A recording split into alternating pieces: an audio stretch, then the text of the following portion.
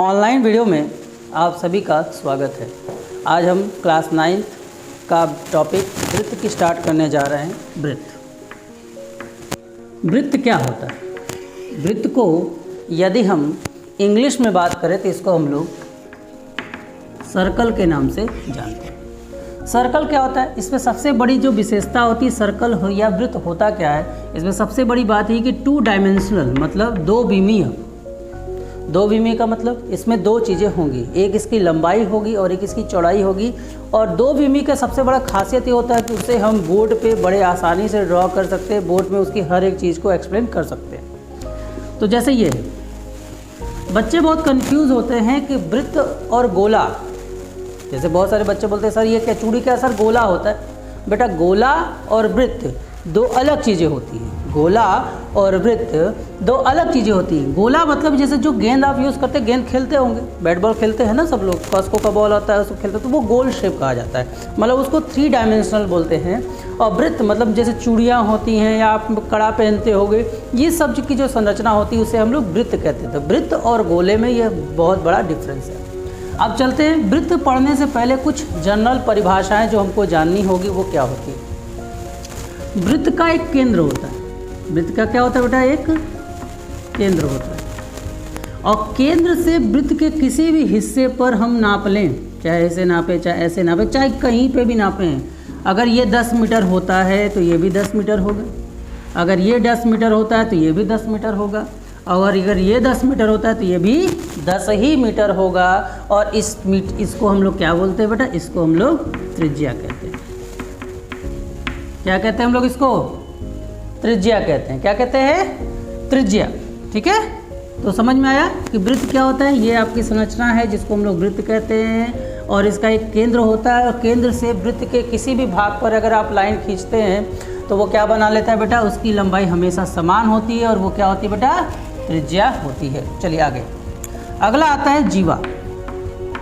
जीवा क्या होता है? जीवा को हम लोग इंग्लिश में कॉर्ड भी बोलते हैं।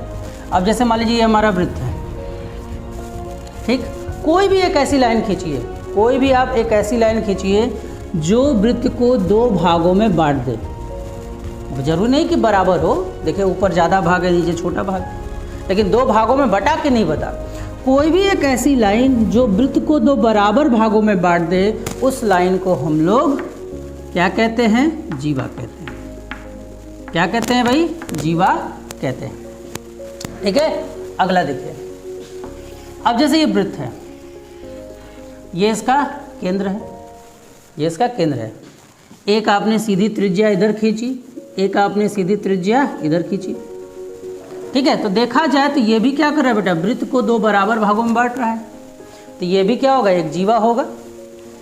ये भी क्या होगा बेटा? ये जीवा होगा। लेकिन इस जीवा को एक स्पेशल नाम भी से भी जाना जाता है और इसका नाम है व्यास। क्या नाम है? व्यास। और व्यास को हम लोग क्या कहते हैं? व्यास को हम लोग जो है क्या कहते हैं बेटा? इंग्लिश में इसको हम लोग डायमीटर कहते हैं। तो जैसा आप देख पा रहे होंगे, व्यास में केंद्र से आपको इधर जाना है और केंद्र से आपको क्या जाना है बेटा? इधर जाना है। यहाँ से यहाँ तक की दूरी, मतलब केंद्र से वृत्त के किसी भी कोने तक की दूरी को ही हमने क्या बताया था बेटा? त्रिज्या बताया था। त्रिज्या को मान लीजिए, त्रिज्या को इंग्लिश में रेडियस कहते हैं, इसलिए हम लोग इसको आर से सपोज कर लेते हैं। तो इधर भी हमारा आर हो जाएगा। इन शॉर्ट अगर हम आपसे कहें तो व्यास का मतलब क्या है? व्यास का मतलब है बेटा 2 गुणे त्रिज्या, मतलब कि व्यास बनाने के लिए 2 त्रिज्या की जरूरत होती है। तो अगर हम आपसे कहें कि व्यास है क्या, तो व्यास की क्या परिभाषा देंगे आप? तो आप ये कहेंगे व्यास की परिभाषा में आप क्या कहेंगे? व्यास वह सबसे बड़ी जीवा है। व्यास वृत्त की सबसे बड़ी जीवा है जो वृत्त को 2 बराबर भागों में बांट देती है। मतलब कि अभी आपने देखा कि ये जो जीवा था, जीवा मतलब वृत्त को 2 भागों में बांटना। ये देख रहे थे इधर छोटा भाग है, इधर बड़ा भाग है। आप देख रहे थे इधर क्या बेटा? छोटा भाग है, इधर क्या आपका बड़ा भाग है। लेकिन यहाँ पे लेकिन यहाँ पर देखिए छोटा एक बड़ा है, लेकिन यहाँ पे देखिए इधर भी वैसा है जैसा ऊपर है। तो इसका मतलब क्या हुआ है कि व्यास जो है सबसे बड़ी जीवा है। इससे बड़ी कोई जीवा वृत्त की नहीं हो सकती और सबसे बड़ी जीवा को हम लोग व्यास के रूप में करते हैं। ठीक है, तो इतनी बातें आपको बहुत जानना जरूरी है, तभी जाकर आप इस चैप्टर को सटीकता से समझ पाएंगे। तो अगर जो भी बातें समझ में इसको फटाफट नोट कर लीजिए।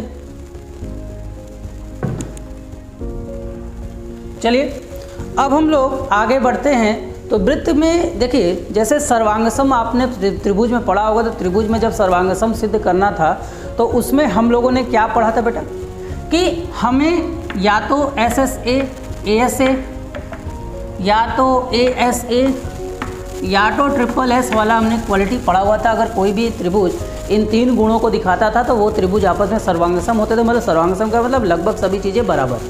तो वृत्त में अगर हमको कोई भी चीज़ बराबर सिद्ध करना है तो उसके लिए सिर्फ एक ही काम करना है, यदि उसकी त्रिज्या, यदि 2 वृत्तों की त्रिज्या समान हो जाए तो वो वृत्त क्या होंगे, सर्वांगसम हो जाएगा। उसके अलावा आपको किसी चीज़ को सिद्ध करने की ज़रूरत नहीं है। वृत्त में अगर कोई वृत्त सर्वांगसम बोला जाता है तो इसका मतलब है कि उन दोनों वृत्तों की त्रिज्याएं आपस में समान है। बस इतना अगर आपने सिद्ध कर दिया कि दिए गए 2 वृत्तों की त्रिज्याएं समान है तो वो सर्वांगसम है। तो चलिए हम लोग शुरू करते हैं, प्रमेय से स्टार्ट करते हैं। सबसे पहला जो प्रमेय है वो यह है, उसको मैं आपके स्क्रीन पर अभी आएगा तो आप उसको सुन लीजिए कि किसी भी केंद्र से, वृत्त के केंद्र से जीवा पर डाला गया लंब जीवा को समद्विभाजित करता है। फिर से मैं बोल रहा हूँ, वृत्त के केंद्र से जीवा पर डाला गया लंब जीवा को क्या करता है बेटा, समद्विभाजित करता है। मतलब इसके स्टेटमेंट का मतलब क्या है, जैसे ये आपका वृत्त है, ठीक है ना, इस वृत्त पर हमने कोई भी एक जीवा खींच ली, इस जीवा का नाम है A और इस जीवा का नाम है B। इस जीवा का नाम क्या है बेटा, A, इस जीवा का नाम क्या है, B, ठीक है।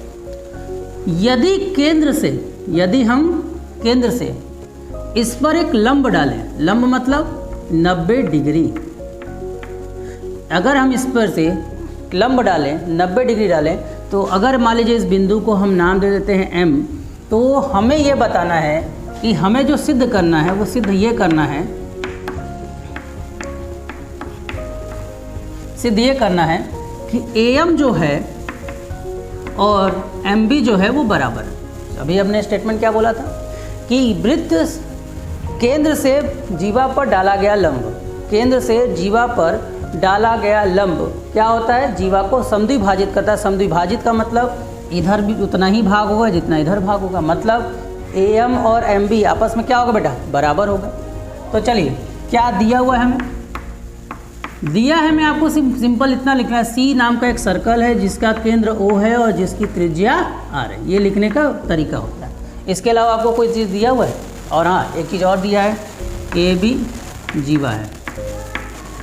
AB क्या है बेटा, एक जीवा है, क्लियर है। अब एक काम करना है, यहाँ पे हमें एक रचना करना होगा। क्या रचना करना है, रचना में आप कुछ मत कीजिए, इस O को A से O से मिलाइए, ठीक है, और इसको B से, रचना में आपने क्या किया, OA तथा OB को मिलाया, ठीक है। अब आइए, अब हमारा जो अगला पार्ट है उस पार्ट का नाम क्या बेटा, उपपत्ति। मतलब हमें सिद्ध करना है कि ये बात सत्य हुई कि नहीं हुई। अब एक बात ध्यान दीजिए, जिन बच्चों ने अभी तक त्रिभुज को अच्छे से नहीं पढ़ा है उनको रेखा गणित मतलब ज्योमेट्री पोर्शन बिल्कुल भी समझ में नहीं आने वाला है, क्योंकि जितने भी फॉर्मूले प्रूफ हैं वो सब के सब अगर किसी चीज़ से होने वाले हैं तो उसका नाम है बेटा त्रिभुज। चलिए आइए, तो हम देख रहे हैं कि यहाँ पे 2 त्रिभुज हमारे बन गए, एक त्रिभुज ये है और एक त्रिभुज ये है। इस त्रिभुज का नाम क्या होगा, त्रिभुज AMO तथा त्रिभुज BMO।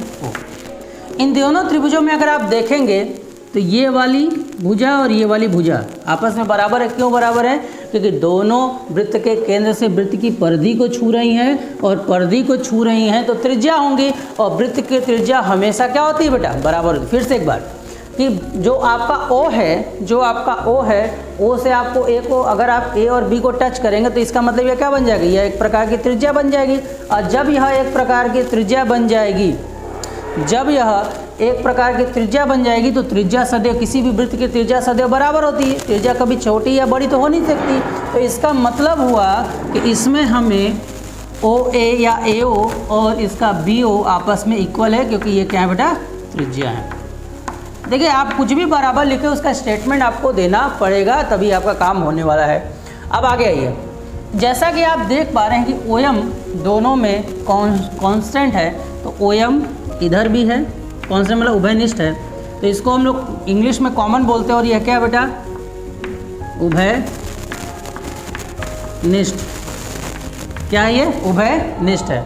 साथ ही में आपको बोला है लंब है। लंब का मतलब क्या होता है कि कोई भी चीज़ अगर लंब होता है तो इसका मतलब ये 90 डिग्री बनाता है, तो अगर इधर 90 डिग्री बनाएगा तो इधर भी 90 डिग्री बनाएगा। इस बात को आप लोग सभी लोग जानते ही हैं। तो इसका मतलब क्या हो गया, कोण AMO बराबर कोण, अब देखिए जिस कोण को दिखाना होता है उसको हमेशा बीच में रखते हैं, तो हमें तो M को दिखाना है, और AMO का मतलब क्या है, A से जाने वाली लाइन M पे कोण बनाकर O की ओर निकल गई, और इसका मतलब क्या होगा बेटा, BMO, और दोनों की जो वैल्यू है वो 90 डिग्री के बराबर है। क्यों 90 डिग्री के बराबर है, कि हमने प्रमेय पे ही बोला है। अच्छा हाँ, यहाँ पे एक और चीज़ दिया है जो कि मैंने छोड़ दिया था कि OM लंब है किस पे बेटा, AB पर, ये भी हमें गिवन है। तो जैसा कि देख पा रहे हैं आपको एक 90 डिग्री मिल गया, एक आपको कर्ण मिल गया और एक आपको ये मिल गया, तो इस पर कौन सा नियम लगेगा बेटा, RHS का नियम। कौन सा नियम बेटा, RHS नियम। तो आप लिखेंगे RHS द्वारा क्या होगा, त्रिभुज AMO सर्वांगसम त्रिभुज BMO सर्वांगसम हो जाएगा।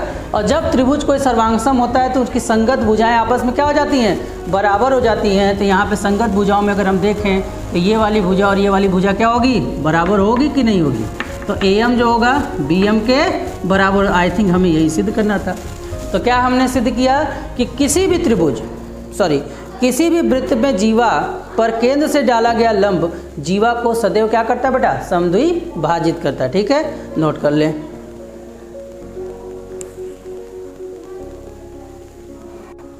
तो आई थिंक आपको ये समझ में आ गया होगा।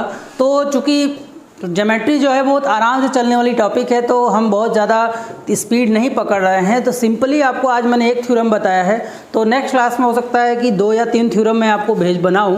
तो दिस इज, अगर आप इसको कंटिन्यू देखते रहेंगे तो आपको कोई विशेष प्रॉब्लम नहीं होने वाली है। तो अभी अगले जो वीडियो में इसका नेक्स्ट थ्योरम आएगा, हो सकता है कि किसी बुक में कोई थ्योरम पहले देता हो, किसी बुक में कोई थ्योरम बाद में देता हो, तो उससे आप मत घबराइए। आपको जितने भी इम्पॉर्टेंट थ्योरम है जो कि आपको यूज़फुल होने वाले, मैं वही बताऊँगा। बुक्स में बहुत सारे थ्योरम्स आपको प्रोवाइड किए जाते हैं जिसमें आपको परेशान होने की ज़रूरत नहीं है। वीडियो कैसा लगा, लाइक करें, सब्सक्राइब करें। Thank you.